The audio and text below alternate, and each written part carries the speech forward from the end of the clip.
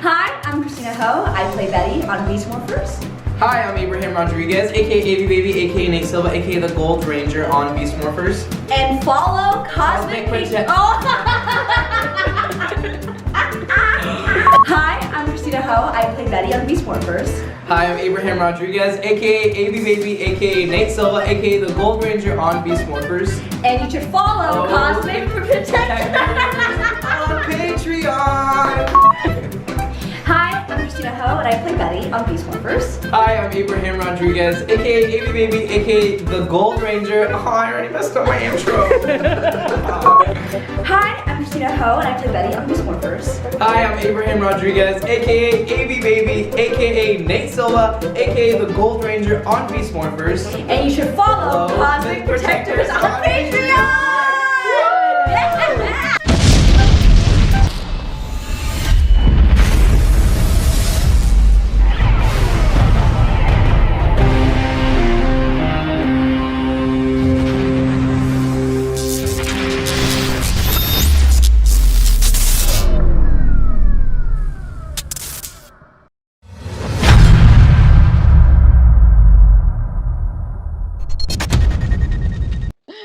Well, thank you so much for stopping by. Of course, thank you for having me. And hope you are having a good quarantine. Hope you're not losing your mind yet. Doing my best, anyway. Well, welcome to Unmorphed. And as I discussed with you before, this is a little segment that we wanted to introduce the fans to not just you as a Power Ranger, but you as an actor, you as Claire Blackwelder. So thank you for being on the show. Thank you for having me. As I was doing a little research, looking into your work, and I got really excited on some of the things that you were a part of. First off, performing has been instilled in you even when you were a young child. Your family, your mother was a skilled actress, and your dad was a big supporter of your artistic career. At any point in time, was there a thought that this may not be the path for you? And if so, what other things could you have pictured yourself doing? Yeah, I mean, I think it's a rare person who can say that they haven't had doubts in a career in performance, just because it's incredibly challenging. And I've had times certainly where I got scared and thought, maybe I couldn't handle the pressure. I spent several years bartending after Power Rangers, and I was worried that I was never going to perform again. But I did, and I have. Sometimes when I get really, really frustrated, I'll be like, oh man, I'm just going to quit the industry. I'm going to move up to Idaho and I'm going to work in a library. So that's like always what I think of whenever I start thinking about quitting, but it's not going to happen, I don't think. So. Now you've gone from you're a talented pianist, acting in plays and musicals and television and movies. Out of all these, which one do you hold to a higher regard? Ooh, that's so hard. I mean, they're all so different, and I know that's kind of a cop-out of an answer, but I'd say it changes constantly depending on the phase of my life. 2019 was all theater pretty much. I did a film that my friend wrote, but aside from that, it was mostly stage work, which was really fun, and that's kind of how I got started in the first place. So that is very near and dear to me. It holds a special place in my heart. But I love that music is something that you can do on your own, which I think is that's one of the things that's most challenging about acting specifically, is that you kind of need other people to do it. So it's not like, I could pace around in my room and recite some Shakespeare monologues, but it's not quite the same. So so I do like that music is something that you can have as like an individual endeavor. So it's just all kind of different, I guess. Now, before making your journey to New Zealand for a certain role, there's a point. You're at a fork in the road where you had to make a decision to going to New Zealand or continuing your studies over at Oxford. Not knowing the outcome and not knowing eventually what had happened, what did your choice ultimately boil down to? Well, so the program that I did at Oxford was just the summer, so it actually worked out really, really nicely. I was able to complete the whole program, and it ended like right when oh, sorry. No worries. Like I was just getting a call for a second. But yeah, I was able to finish that program and then pretty much immediately hop on over to New Zealand. And it was very convenient.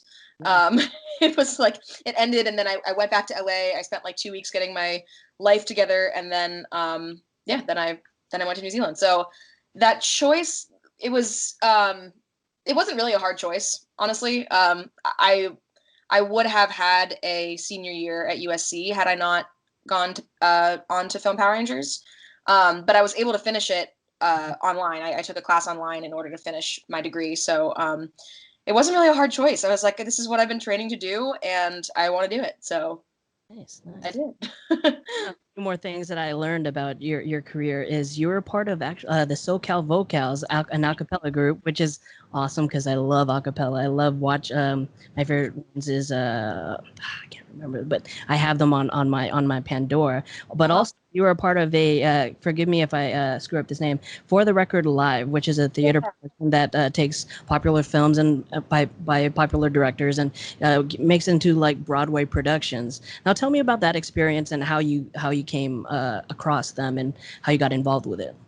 Definitely. So it's funny, actually, I found out about For the Record Live from the SoCal Vocals. So there were a bunch of former members of the a cappella group, because it's a collegiate group. So once you graduate, like you're done.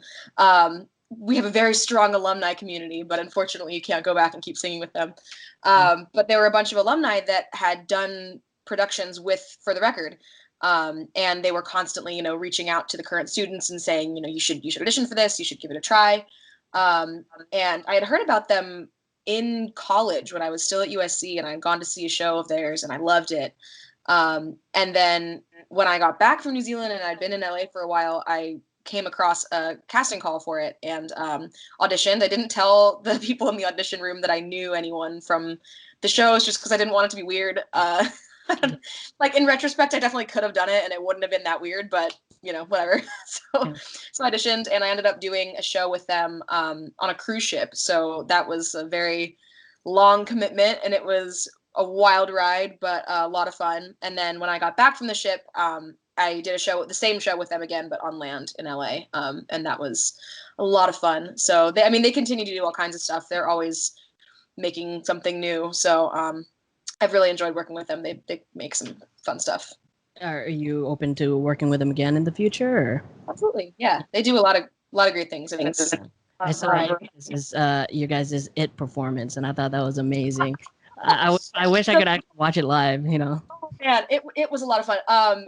That one was through Rockwell. So Rockwell Table and Stage is where For the Record Live got their start. Like their first production was at the Rockwell, and then they kind of went their separate ways. But they do very similar things. So it was a Rockwell production, and then the one that I did that was the 80s show was a For the Record production. But they're very similar, and I feel lucky that I've gotten to, do a couple shows that are both just fun, ridiculous musicals of films. It's really great. It's really fun. I'm gonna look up the company again. Maybe go watch a show live after all this is done because it looks like a lot of fun. I love those types of things. I saw earlier this year they had a stage production of Fast and the Furious, and I was like, man, that is weird. Like I want to watch it just to see what it is. But yeah, I really love those type of performance or those type of shows because it's so out of the box, but it's so brand new and it brings something new to entertainment that we don't see a lot. Life as an entertainer, it's not an easy one for sure. I mean, there's auditions and honing your skills and ultimately putting yourself out there for the world to see. Throughout this whole process, this journey, have you experienced any anxiety or anything that ultimately pulled you away from your journey or made you doubt yourself? Definitely. Plenty of anxiety. It's, one of the most challenging things I think is imposter syndrome. I don't think that I've ever walked into a rehearsal room and been like, yeah, like I'm definitely the best person for this job, which is maybe sad to say out loud, but I think if you don't constantly feel like you can do better, then you're not really doing your job. So, I have plenty of anxiety. The worst is when you are not working on something at that point in time. Just the in-between, I think, is the worst. I've learned kind of how to deal with auditions, and I weirdly enjoy auditioning these days just because try to look at it as an opportunity to do what you love. Maybe you don't get the job, but it's part of your job to go into the room and try to make them like you. So so it's fun. But yeah, I think the downtime is the worst, really. And in order to combat that, I just try to always be doing something, even if it's not going to pay me, even if it's not, maybe if it doesn't pan out. Just staying creative and keeping the gears turning, I think, is really, really important. Otherwise, you risk succumbing to that anxiety entirely, and nobody wants that. And I also know that you're a skilled pianist and you're a great musician. Is there any plans to pursue that fully and maybe release music, maybe SoundCloud or just putting your music out there, writing and stuff like that? I've always toyed with the idea. I haven't recorded much of the stuff that I've written. It's so funny. It always kind of just was sort of a thing that I did for myself. Like I'd sit down and I'd write a song about how I was feeling, or whatever. But I've recorded 2 songs maybe, and I feel like every time I really start going down that path, something else happens and I'm taken away from it. So, for example, the first song that I ever recorded was right before I went on the cruise ship, and I was like, all right, well, time to go do that instead. And then the second song I recorded was right before I started rehearsing for a show. So it's just sort of like, it's never been my primary focus, I guess, or when it is, it always ends up kind of veering off track. But it would be really cool, Speaking of imposter syndrome, it's like, I feel like with music, it's always been that kind of thing where I just worry that I don't have anything particularly unique or fresh to add to a completely oversaturated market. And I'm like, what's the use? I have all these musician friends who are releasing all this wonderful music, and what am I really gonna be doing if I add my little collection of songs? But I should probably not think that way. Just go for it, but we'll see. Now with the growing platforms, as far as platforms that you can put your art in, was there any apps or programs that you wanted to experiment with and see if that you can tap into an unsaturated market? Is there any apps or any avenues that you want to tap into and maybe take advantage of that situation? That's a really great question. I don't have any specific plans for any apps. Like I said in the beginning of this, I'm not very tech savvy, which is something I've been really trying to work on. But I just I'm not up to date on all the internet stuff, which is probably bad. But I have a lot of learning to do in that capacity, I think.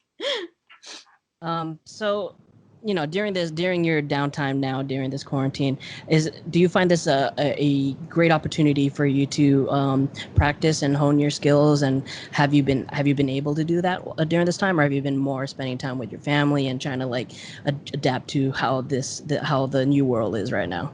A little bit of both, honestly. I'm trying very hard to see the silver lining in the situation. I do a lot of play readings on Zoom with some friends of mine from college. So that's been great. Every Thursday, the Stratford Shakespeare Festival streams a new Shakespeare play. So I've been doing that with a friend of mine. So we get together and drink themed cocktails and watch Shakespeare. It's awesome. And I play piano. I don't sing as often as I'd like to because I'm in a house with my family, so I don't want to disturb them. But I read a ton. I'm writing a lot. I did a 30-day poetry challenge for the month of April, which was really challenging and really wonderful at the same time. So just trying to keep the gears turning, stay creative. But it's stressful. Obviously, it's a weird time for everybody. But trying to stay busy, and I hang out with my family a ton also because they're here. So quick one, go-to karaoke song. Oh, Magic Man by Heart. Oh, wow, that is a good one. That's a good one. So fun. Now, I said I would not ask too many Power Ranger questions, but I have to ask. I know you've wanted to introduce the fandom to who you are, but a Power Ranger question first off: have you heard that they are doing a live stage show, and actually they are looking to cast your character? I had no idea. Yeah, I really did not know that.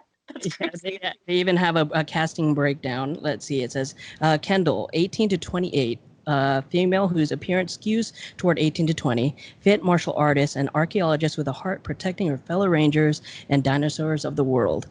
So, I mean, maybe you could actually reprise your role on the stage show since you do have a lot of experience on the stage. Is that something Wild.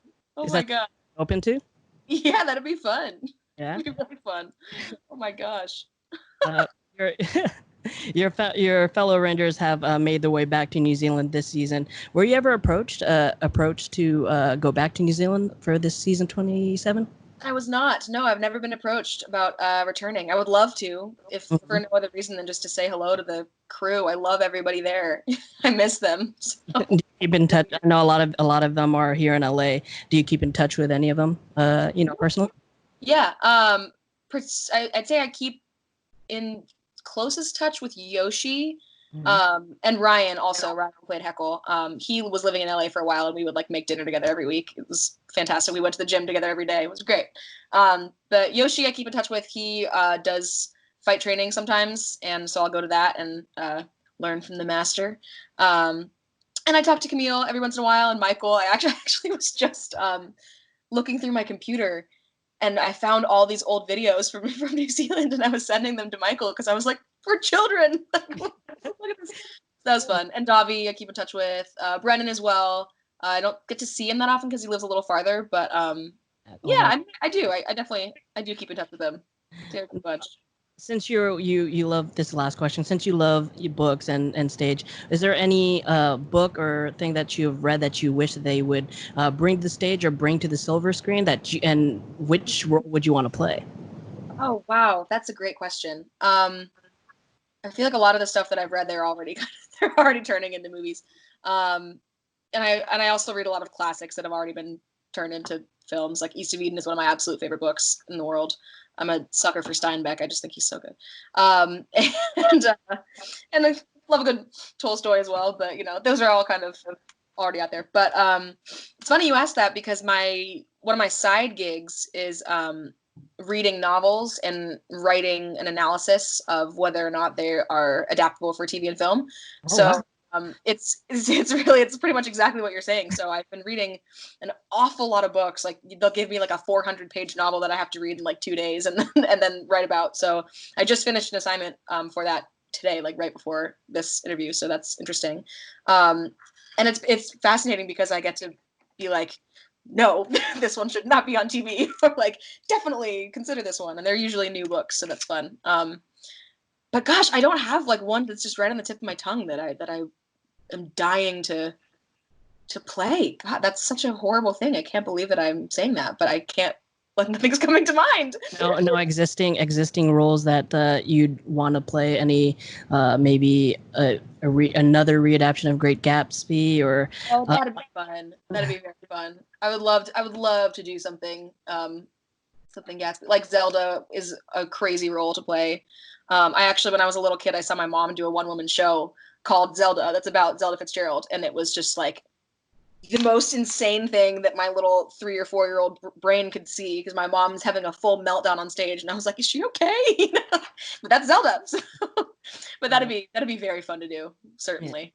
Yeah. I don't get to read a lot of books, but growing up, one of my favorite books was The Outsiders, and I would love if they were to. I don't want to touch the original, but I would love maybe a TV show or something. I mean, would you be interested in maybe playing Cherry? Totally. I auditioned for a musical version of The Outsiders, and I don't know if that's actually like happening, but yeah, I would love to do that. That'd be amazing.